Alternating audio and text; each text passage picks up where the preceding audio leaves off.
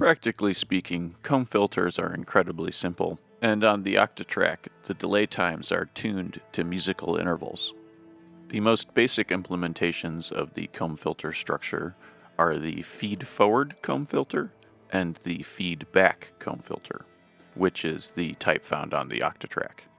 I'm not going to go into technical details here very much, other than to say that it's important to realize the difference between positive and negative feedback on the harmonic content produced by the comb filter. Check the description for a link to the paper where I got this diagram from. It might give you a few ideas on how you might want to try using comb filters, even though not all of the techniques they discuss are available on the Octatrack. I could use a through machine to do this, but instead I'm going to use a flex machine, and I'm going to turn the loop to ping pong, even though it probably doesn't matter very much in this application. Time stretch off, of course. Now I'll go into the recording setup menu and define this record length. This also won't matter very much, but it's a good idea to set it to something. So now into grid recording mode and put down a record trig. Default record trig settings have both record input pairs enabled. Now into the mixer page to jack up the gain on each input pair. Gotta remember to set this flex machine to its record buffer. And now here's where that extra bit of gain comes in. We're going to go into the audio editor and increase the sample gain to maximum. If you're playing back from the record buffer, you cannot alter this value, which is why I'm doing it now while the sequencer is off. Time to get some playback trigs down. Might as well start the sequencer, even though it's not going to do anything yet. So even with all that gain we've added already, we're not quite getting where we need to go. The main effect for adding transparent gain on the Octatrack is to use the compressor. So I'll put one of those down, and I just remembered I forgot about the volume parameter. I'm going to go into quick mute mode so I can just see the numbers. Okay, back to that compressor. There we go. That's what I was hoping for. I don't have anything plugged into the inputs. I'm just bringing up the noise floor. Might as well put down another compressor for even more gain. Time to adjust the amplitude envelope.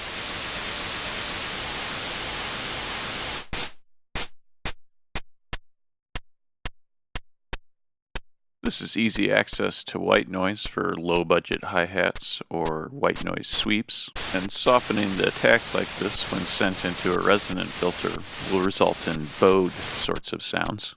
Since in this example, the flex machine will always be triggering the beginning of the buffer, if you listen carefully, you can hear when a new noise sample is recorded.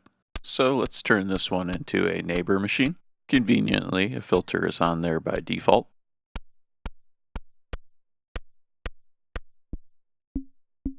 And now, we're pinging the Octatrack filter. Filter pings are a classic electronic music technique often employed in the modular synthesizer realm. It's very basic, but surprisingly flexible. However, in this demo, I'm more interested in pinging the comb filter, and I'll be using the regular filter to shape the white noise impulse.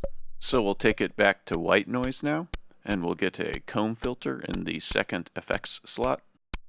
There's a lot of interaction between the amplitude of the impulse, as well as the mix, feedback, and low-pass filter setting of the comb filter.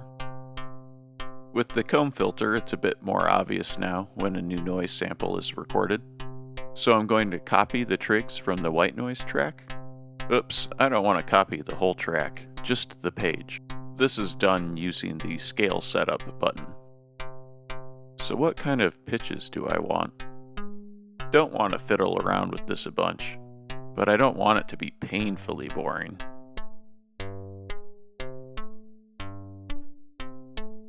Sometimes with the comb filter, it's more about what particular timbres you can get at certain registers.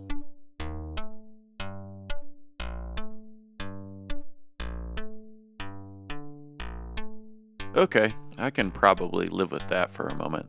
Let's try shaping the white noise impulse a bit. You can obviously send a lot more than just white noise into a comb filter, but it's often surprising how much is possible with such a simple setup.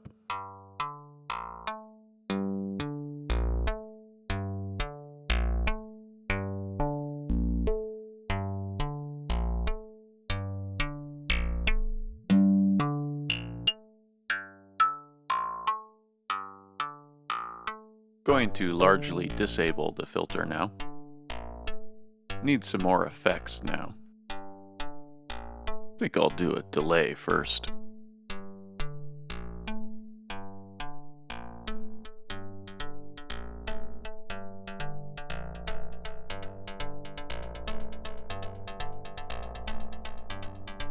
Just a basic rhythmic delay, nothing fancy.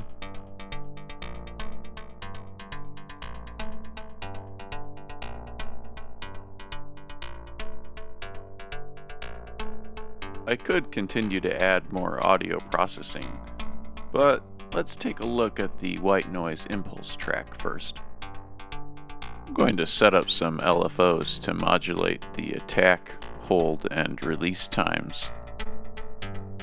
This will create different articulations and different note lengths. Having the white noise coming in on a flex machine like this also gives you the ability to mess with re-triggering as well as re-pitching the white noise. Re-triggering is useful for creating strumming effects, and in particular modulating those effects.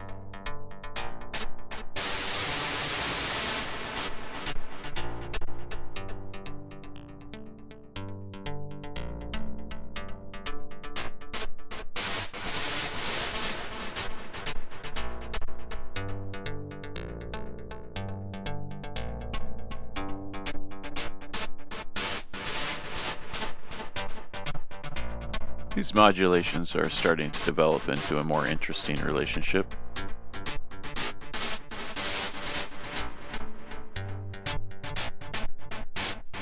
Time to adjust the default values of the envelope.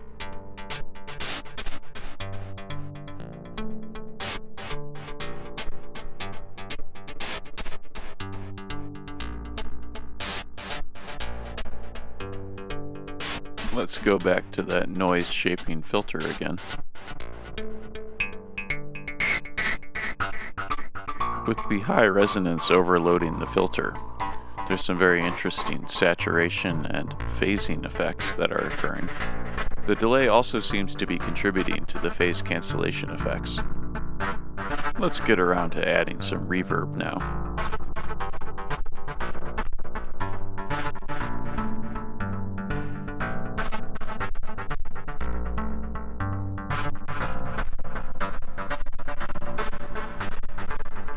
That's a pretty cool sound, but I want something a bit more clear at the moment.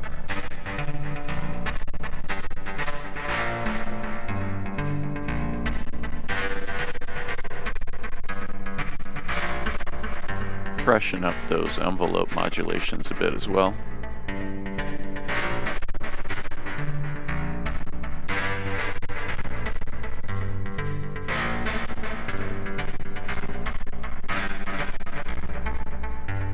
I'll try adding a chorus here, just before the delay.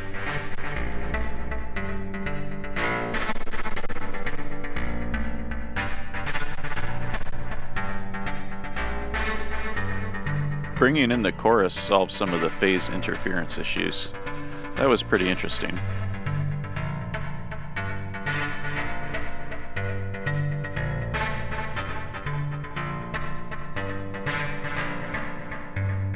I kind of forgot about that reverb.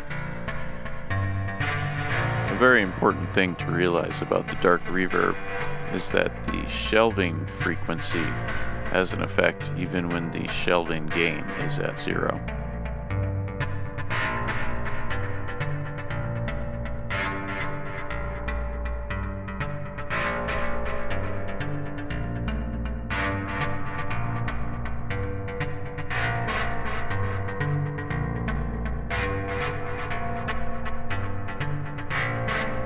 Maybe I'll turn the feedback on the comb filter down slightly.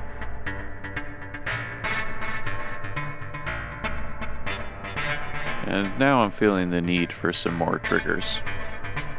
Just a few conditional triggers to help extend the length of the pattern without having to use extra pattern pages.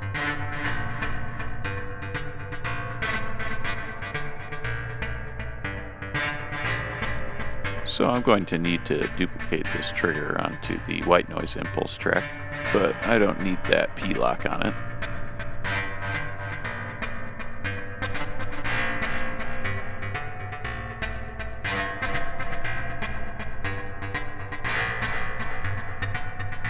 And I'll put a slightly different condition on this one.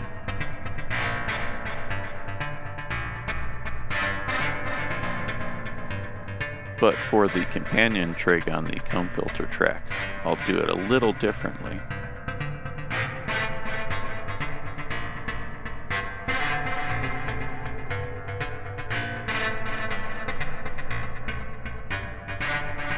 And this trig will spike the feedback and low-pass filter as well.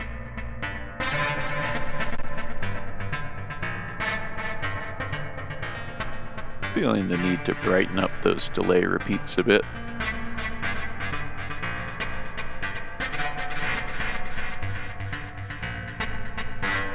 Bit bored of this timing as well.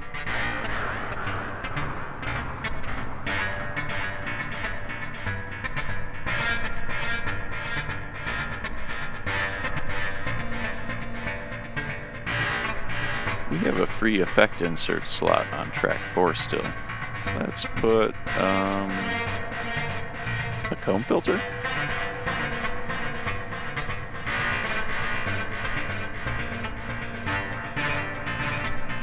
When you switch the feedback of the comb filter negative, you change the harmonics produced. Positive feedback values give even harmonics, and negative feedback values give odd harmonics.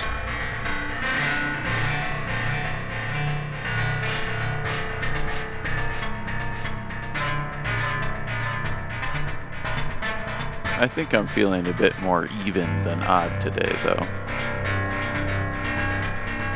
Time to program some pitches for this one. I'll place these resonances in a lower register.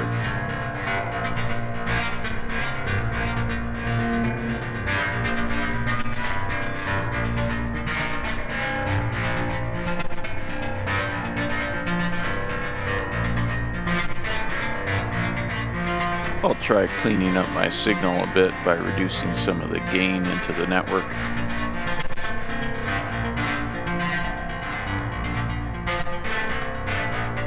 So the white noise shaping filter shouldn't be puking out as much at this point.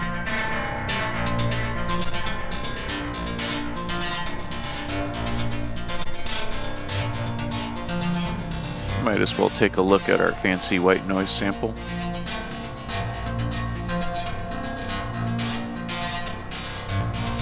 Thinking I might as well just crank that gain back up.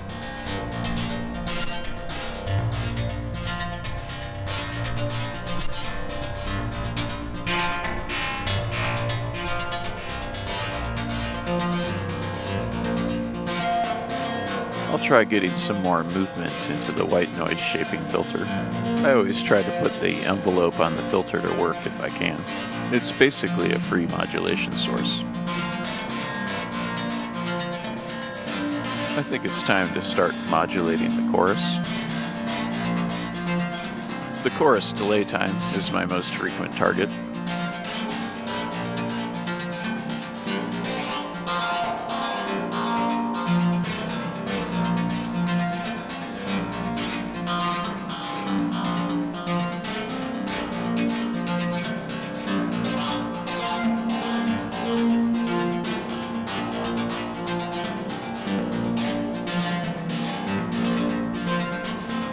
Okay, that's good on the chorus for now.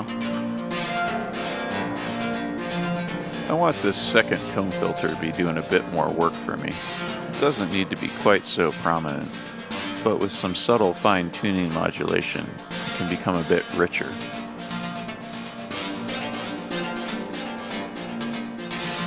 I just want a little dab right here.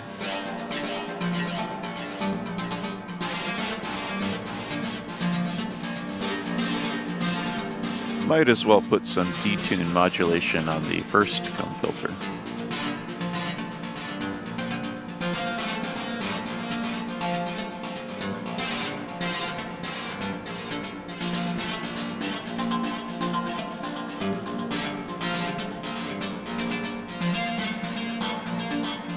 And back to the white noise shaping filter. Curious what the distortion parameter would do. Very nice saturation effect. I'll dial it back a bit though. I should try some different filter slopes as well.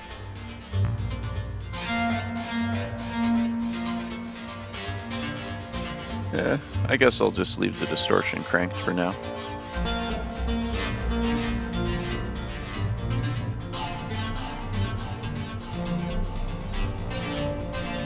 I think I want to beef up that lower comb filter.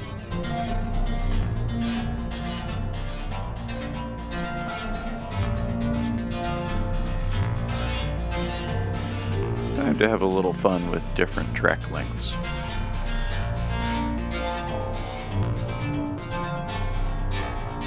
Holding function and pressing the up or the down arrow allows you to quickly change the master pattern length.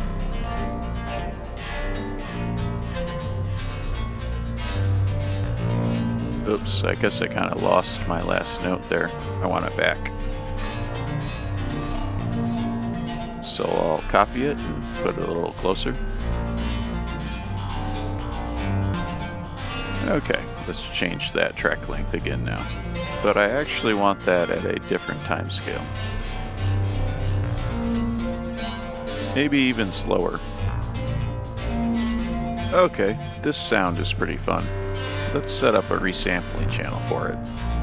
As usual, I'll do a flex machine with time stretch to off.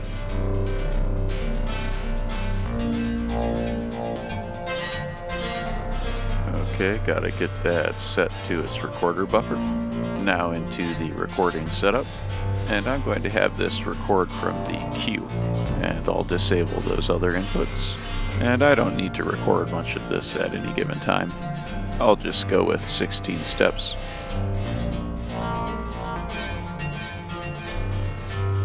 I want to have this record trig grab different parts of what we're hearing, so I'll set a different track length.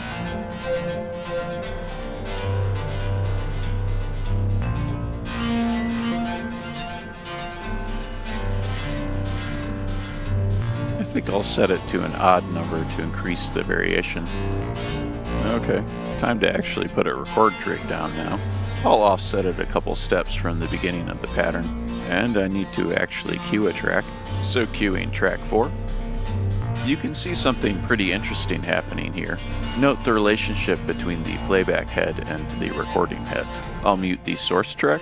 It appears to be playing empty audio buffer, but clearly we're hearing the resample. These types of quirks with the recording buffers is something I hope to touch on in future videos. Might as well pitch it down.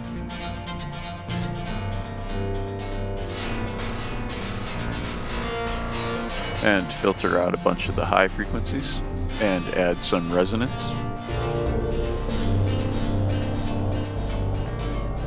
Not sure if I want a delay on here. Let's go with it anyway.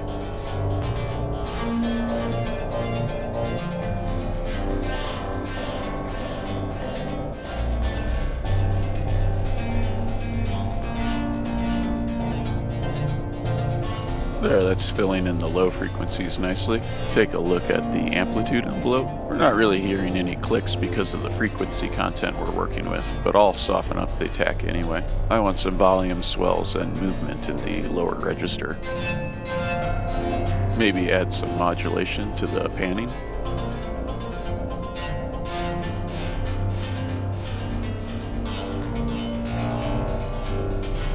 I'll change the modulation LFO to hold. I don't really want the sounds continuously panning. Now I want to put some panning modulation on the original sound. I used up all the LFOs in the white noise impulse track, so I'll do it in this second neighbor machine. What waveform do I want? I think I'll go with random.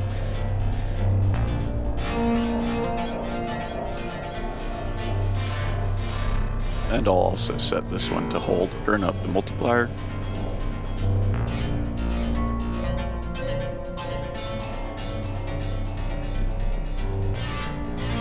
I want to adjust that chorus slightly. Okay, back to the resampling channel. Going to add a neighbor machine for more effects. I'm thinking I'll try out the lo-fi effect for this one. Get some sample rate reduction on there. And a bit of subtle low frequency amplitude modulation.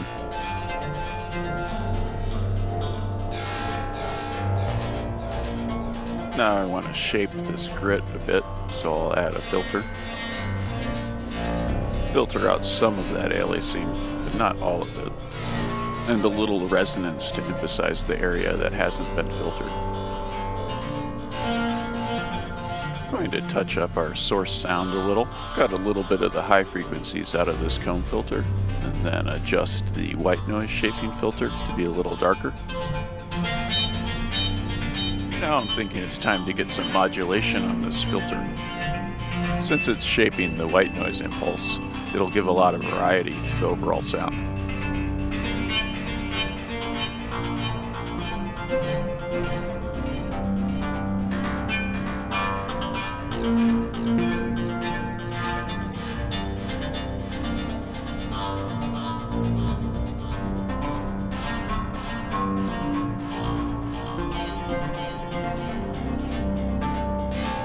Now to tune the default value of the filter, feeling the need to adjust this envelope.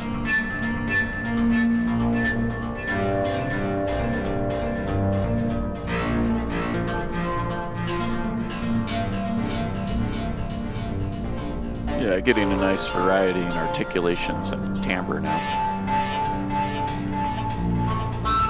Let's disable the filter distortion for a bit. That substantially changed the frequency content.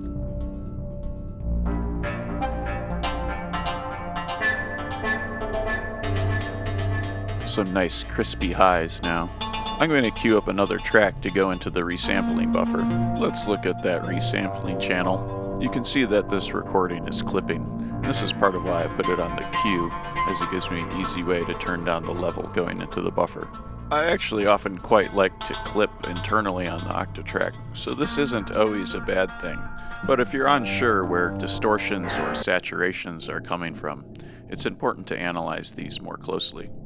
Setting up a record buffer just to take a look at the waveform sometimes isn't a terrible idea. This resampling channel is pretty quiet, so I'm going to change up the mix a bit. Now bring back in the source.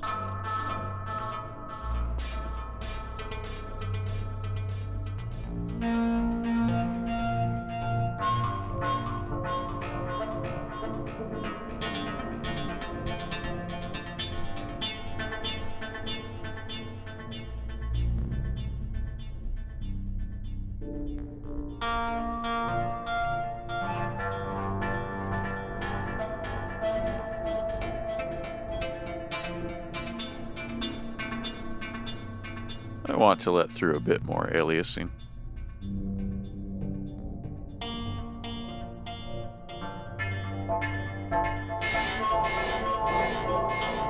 Might as well put some filter modulation on this.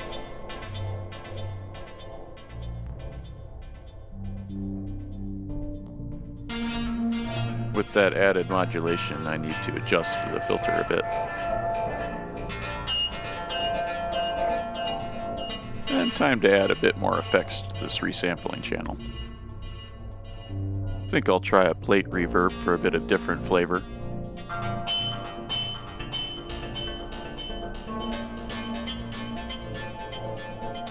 Not giving me quite what I'd hoped.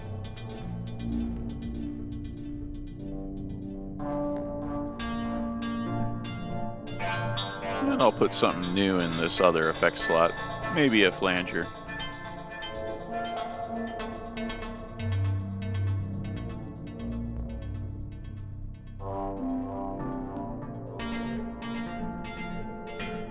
That's giving a nice movement in the mids and low mids.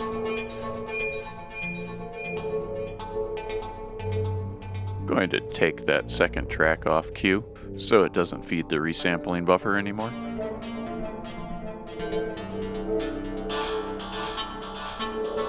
Feeling like I want to play a bit with the gain structuring between the comb filters. I've been running them mostly all the way up, so might as well turn them down. I'll also try adjusting their frequency content a bit.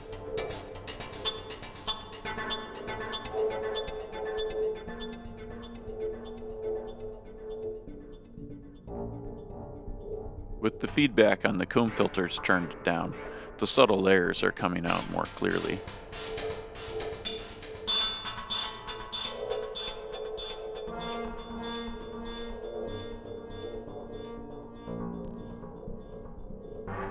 Let's look at that recording buffer.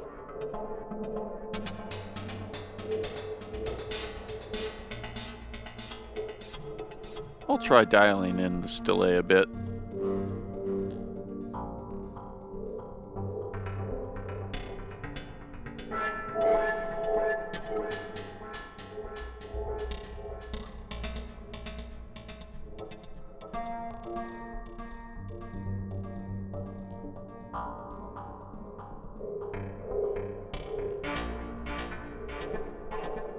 I'll definitely be revisiting comb filters in the future. There's many techniques that I left out of this video.